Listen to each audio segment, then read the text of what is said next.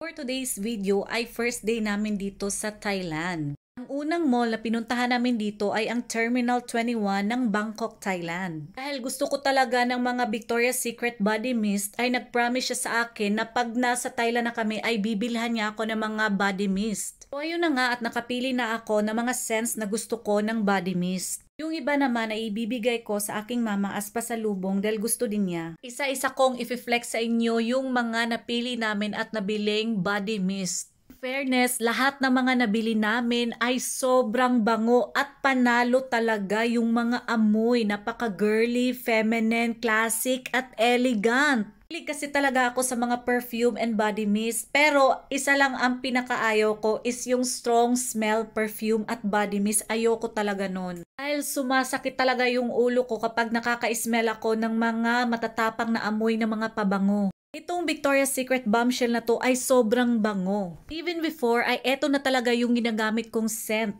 but in perfume bottle, and it became one of my signature scent. So for today's video ay nandito kami sa Eve and Boy in Terminal 21 ng Bangkok, Thailand. After naming bumili ng mga body mist sa Victoria's Secret shop, habang kami ay nagsustroll sa mall ay nakita lang namin ito at sabi ko, my love, let's check it out kung anong meron sila. At pagkapasok pa lang namin, ang una talaga naming napansin ay yung mga perfume display. And aside from that, ang dami din nilang mga makeups, skincare, at kung ano-ano pang pampaganda. Bumili rin pala siya ng kanyang perfume dahil satong-sakto may pa-sale yung Armani. Sabi ko, bilhin mo na for yourself. So habang kami ay hindi pa naman nagbabayad, ay nagsustroll muna kami dito sa loob ng shop. Sabi ko sa kanya, my love, this is paradise. I can live here. Dito na ako kasi ang daming mga pampaganda at mga pang skincare routine.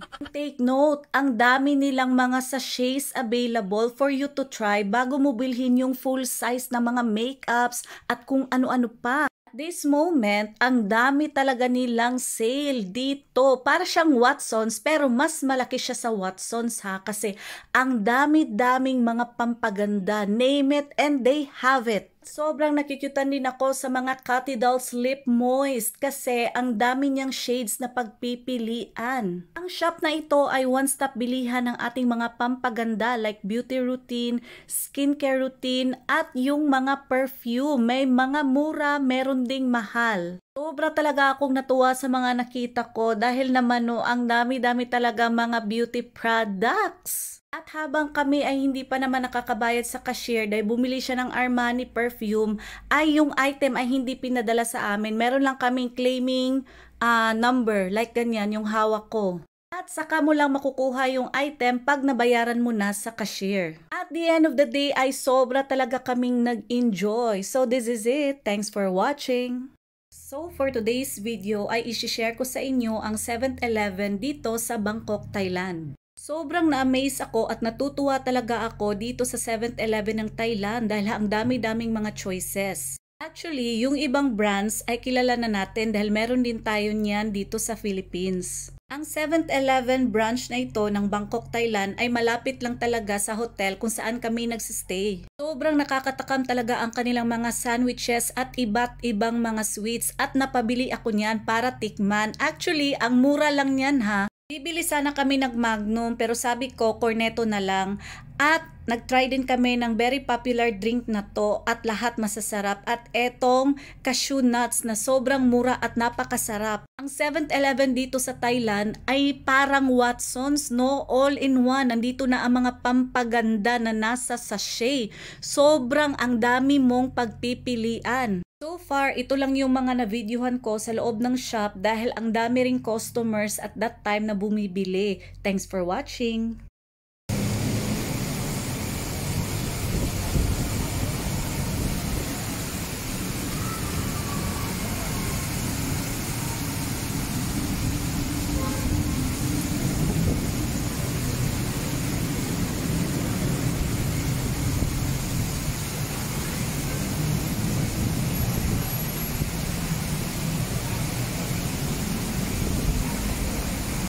Hello everyone, my name is Dayan and welcome back. So for today's video ay nandito ako ngayon sa isa sa mga flagship store ng Gentlewoman dito sa Siam Square ng Bangkok, Thailand.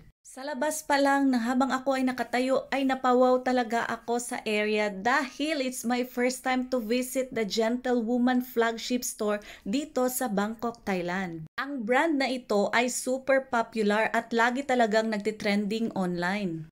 Ang sabi ko sa kanya, my love, hindi talaga ako uuwi ng Pinas kung hindi ko nabivisit yung Gentlewoman shop dahil bibili ako ng tote bag. Ay, hindi pala ako, siya pala ang magbabayad. Before anything else, ay itutour ko muna kayo dito sa kanilang flagship store located at Siam Square. Aside from trending tote bags, ay meron din pala silang mga clothing, sandals at shoes. Eto na nga no, at paakyat na tayo kung saan nandoon talaga ang kanilang mga display ng mga main bags nila. Ayan na, sobrang ang cute ng kanilang mga tote bags. At this moment ay eto na lahat yung mga tote bags na nakadisplay sa kanilang shop. And take note, most of the Gentlewoman tote bags ay wala talaga siyang zipper.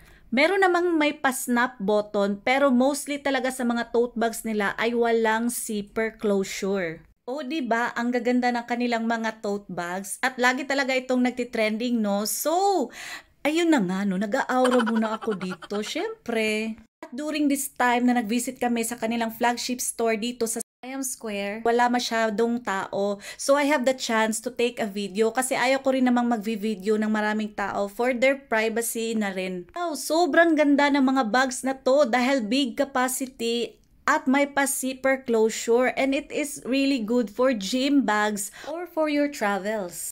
Actually, napaisip din ako to get one for myself pero sabi ko wag na lang kasi yun na lang yung mga tote bag talaga yung bibilhin ko. For me lang ha, kasi naka-visit din ako doon sa kanilang shop sa Central World. Mas bet ko dito sa Siam Square. Mas organized kasi dito sa shop na ito at wala masyadong tao.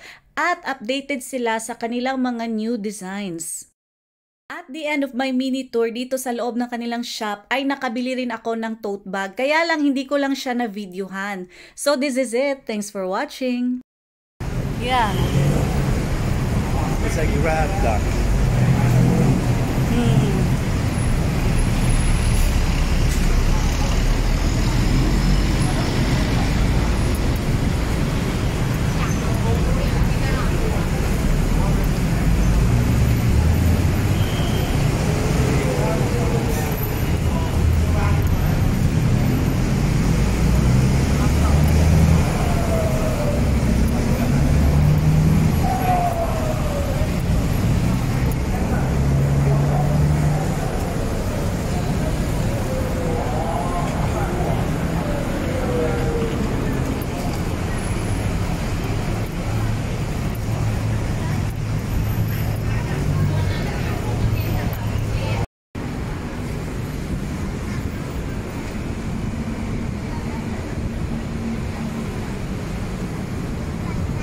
I think they're just going in here. It's a bit like so slow. Okay, let's go now.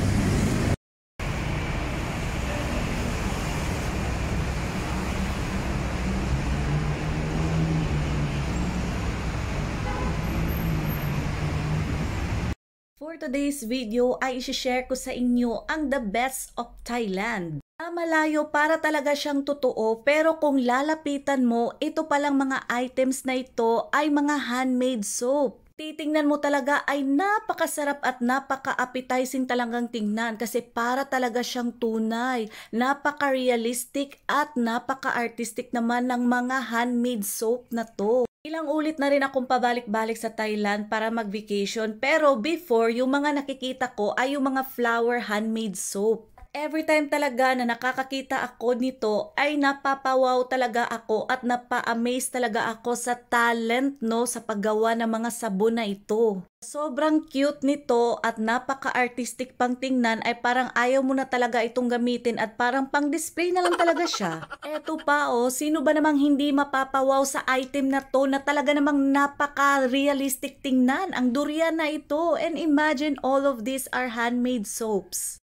So for today's video ay pinuntahan namin ang isa sa mga shops na nagtitrending online. Ito ang 100 Baht Shop ng Bangkok, Thailand. Ang shop na ito ay madalas ko talagang nakikita sa ibang app na laging pinupuntahan dahil dito sila bumibili ng mga pasalubong. Shop na ito ay hindi malaki, so minabuti namin na maaga kaming pumunta dito dahil na nga kapag afternoon ay marami talagang tao na bumibili dito ng mga pasalubong. So ayan na nga ang isa sa mga displays nila. Hindi naman talaga lahat 100 yung kanilang price. Meron din namang mga above 100. Ayan na ang mga inhalers na paborito ng lahat at mapapabili ka talaga ng marami to bring back home as pasalubong. For us lang ha, mas gusto namin doon sa MBK Center mamili ng mga pasalubong dahil ang daming shops na pagpipilian. At dahil mahal na mahal niya ako, siya talaga ang nag-encourage at nag-push na puntahan namin ang shop na to para daw matigil ako sa kaka-what if at para na rin daw ma-feed ko yung curiosity ko sa shop na to na laging nagtitrending online. So, ganun! So for today's video, at this moment ay kakauwi lang namin sa aming hotel. Ang dami naming ganap today at ang dami din naming shops na napuntahan at i-flex ko yung mga napamili namin sa 100 Baht Shop. Sobrang refreshing at nakaka-relax talaga dito sa loob ng aming hotel room dahil today sa Thailand napakainit sa labas. First item, here we go. So, bumili kami ng pouch set. Bumili din kami nitong sling bag for my dad. And napakaganda kasi pwedeng paglagyan ng cellphone at kung ano-ano. And next item ay itong Kopiko Macchiato. Sobra talaga akong natuwa nung nakita ko itong kape na to. So napabili ako. And another sling bag for me kasi para na rin panglagyan ko ng mga anik-anik at yung mga cellphone at kung ano-ano pa. Sling bags item only cost 100 Thai baht. Eto na ang paborito ng lahat ng mga titas out there, yung mga inhalers. Sobrang nagustuhan ko talaga itong brand na to kasi na-try ko na yung black inhaler dito sa 7-Eleven sa Thailand. So, before ako bumili talaga ng isang set, ay tinry ko muna siya. Sobrang cute din itong nabili kong strawberry lip balm. Parang ayaw ko siyang gamitin kasi napaka-cute niya. Item ay etong coin purse set na napakaganda in elephant design. Ibibigay namin ito sa aming mga mother dear. Hilig kasi yung mama ko at mama niya sa coin purse at pouch. Of course, sa lahat talaga ng aming travels ay hindi ko talaga ito kinakalimutan, ang mga ref magnets. Nagko-collect kasi ako talaga nito as a souvenir sa lahat ng mga country na napuntahan ko. Itong item na to lahat talaga ay may alam kasi meron din nito tayo sa Pinas pero mas gusto ko yung Tiger Balm na made in Thailand. Another set of ref magnets. Ang ganda nitong mga ref magnets na to as a souvenir for your loved ones and friends. At bumili rin ako nitong mga water tint at lip moist for myself. Dami nilang choices na mga lip products sa loob ng shop pero 3 lang yung nabili ko for myself kasi ayaw ko mag-hoard ng marami baka hindi ko magamit at maabutan ng expiration. Bangkok, Thailand Haul.